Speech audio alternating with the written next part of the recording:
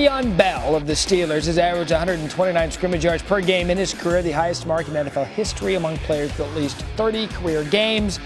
Bell headlines a list that includes Hall of Famers Jim Brown, Barry Sanders, Terrell Davis, and Walter Payton as deadline day nears. It is. Deadline day, in fact, is Tuesday. So to talk more about the franchise tag, let's talk to Jeff Darlington. Le'Veon got slapped with that tag last year. He wasn't a big fan of that. First world problems. First world problem. That $12 million.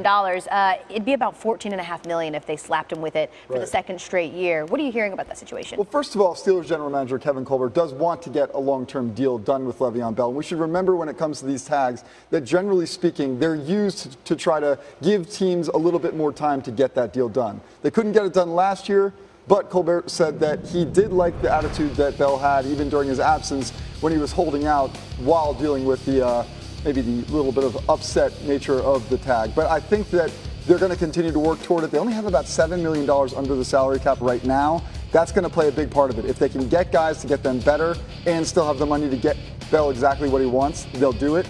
I just think that that continues to be a big gap because Bell wants to be paid not just like a running back, but like a wide receiver too. He wants to be paid like a playmaker. Bell, not one of the only names we're watching come franchise tag deadline day. Case Keenum of the Vikings only made $2 million last year. Let's start with him and rip through some other players to watch. Well, the good news is Keenum's going to get a big raise. What we should remember, though, is that there's three different kinds of tags, and I think that there requires some delineation here. The first is the non-exclusive tag that doesn't get used very often just for really high-profile players. And then there's the tag that basically causes teams to give compensation of 2 first-round picks if another team decides to swoop in and get them.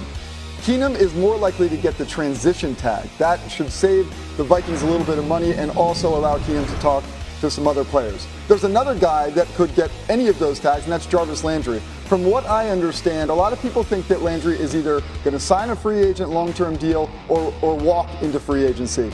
But I think we should not discount the idea that he does wind up getting tagged. From what I understand, I expect Landry in some capacity to be a Miami Dolphin in 2018.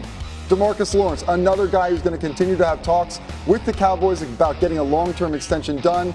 It still seems, when we think about the fact that he's represented by the same agent who got Olivier Vernon a massive deal, that this is going to be one that takes some time before they get it done. I anticipate Lawrence playing under the tag this season as well. For the first time in a couple of off seasons, we're not leading with the king of the franchise tag, Kirk Cousins. I know. Right? He's not going to get tagged this year. I'm pretty sure the move for Alex Smith secured that. All right, we're going to see Jeff Darlington back at 10.